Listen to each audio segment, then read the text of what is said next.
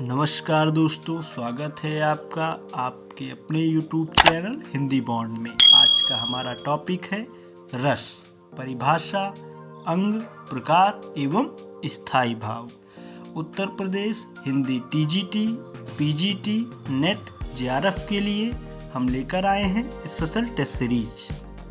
इनमें उन्हीं प्रश्नों को शामिल किया गया है दोस्तों जो परीक्षा के लिए उपयोगी हैं या परीक्षा के लिए अति महत्वपूर्ण है। रस के कुछ महत्वपूर्ण तथ्यों को जान लेते हैं। रस क्या है? काव्य को पढ़ने सुनने से जिस आनंद की अनुभूति होती है उसे रस कहा जाता है। रस के अंग हैं स्थायी भाव, विभाव, अनुभाव व संचारी भाव। रस के प्रकार हैं। रस 9 प्रकार के होते हैं। भरत मुनि के अनुसार रसों की संख्या 8 है। इन्होंने शांत रस को नहीं माना है। सूरदास के अनुसार रसों की संख्या 11 मानी गई है। 9वां शांत रस है, 10वां वात्सल्य रस है, 11वां भक्ति रस है। आइए अब देख लेते हैं रस का स्थायी भाव।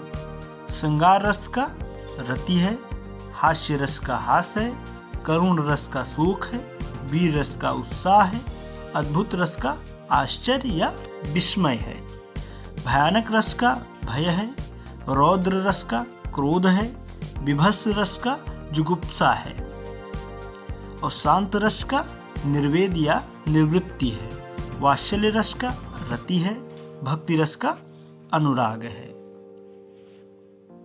आइए देखते हैं अब पहला प्रश्न।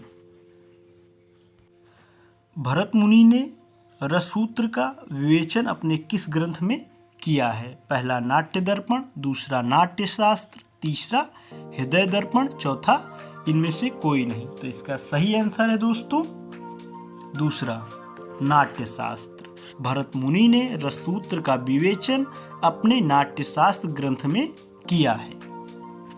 दूसरा प्रश्न है रस की संख्या 8 किसने मानी है? पहला मम्मट, दूसरा विश्वनाथ, तीसरा भरत मुनि, चौथा अभिनवगुप्त। तो इसका सही आंसर है दोस्तों ऑप्शन तीसरा भरत मुनि। भरत मुनि ने ग्रंथ नाट्य शास्त्र में श्रृंगार रस, हास्य रस, करुण रस, रौद्र रस, वीर रस, भयानक रस, विभत्स रस और अद्भुत रस सहित कुल 8 रसों को नाट्य प्रयोग में स्वीकारा है।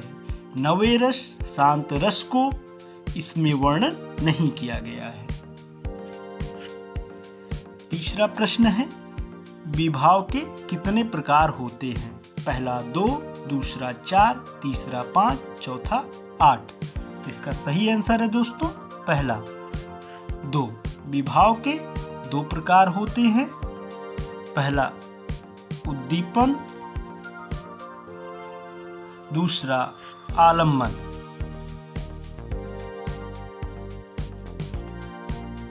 चौथा प्रश्न है रसों के संचारी भावों की कुल संख्या होती है।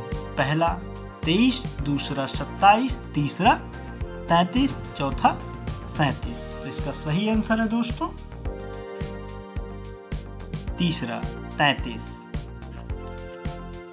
संचारी भाव के भेद हैं। भरत मुनि ने 33 संचारी भाव माने हैं जिनमें निर्वेद है, ग्लानि है, शंका है, असूया है, मद है, श्रम है, आलस्य है, दैन्य है, चिंता है, मोह है, स्मृति है, घृति है, वीड़ा है, चपलता है, हर्ष है, आवेग है, जड़ता है, गर्व है, विषाद है, औत्सुक्य है, निद्रा है, अपस्मार है, स्वप्न है, विबोध है, अमर्ष है, आवित्था है, उग्रता है, मति है, व्याधि है, उन्माद है, मरण है, वितर्क है। तो भरत मुनि ने 33 संचारी भाव माने। अगला प्रश्न है किस रस को रसराज की संज्ञा दी गई है? पहला करुण रस, दूसरा वात्सल्य रस, तीसरा श्रृंगार रस, चौथा रौद्र रस। तो इसका सही आंसर है दोस्तों तीसरा श्रृंगार रस। श्रृंगार ऐसे लिखा जाता है दोस्तों, टाइपिंग मिस्टेक है।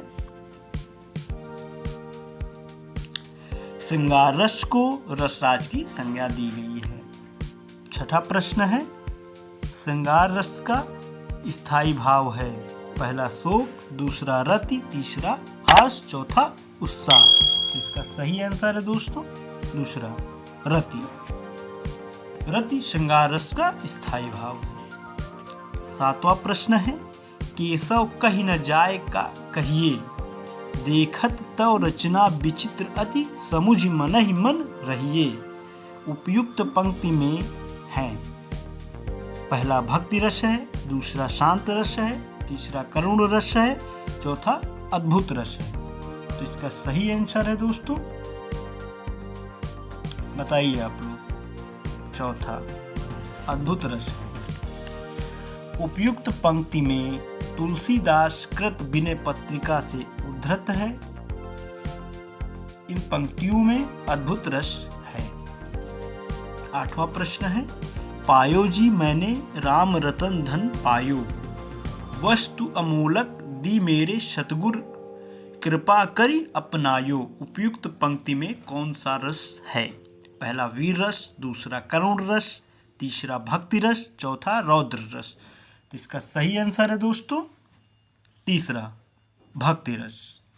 यह पंक्तियां मीराबाई की हैं, इसमें भक्ति रस है। नवा प्रश्न है, वीर रस का स्थायी भाव है पहला शोक, दूसरा भय, तीसरा उत्साह, चौथा निर्वेद। तो इसका सही आंसर है दोस्तों वीर रस का स्थायी भाव है उत्साह।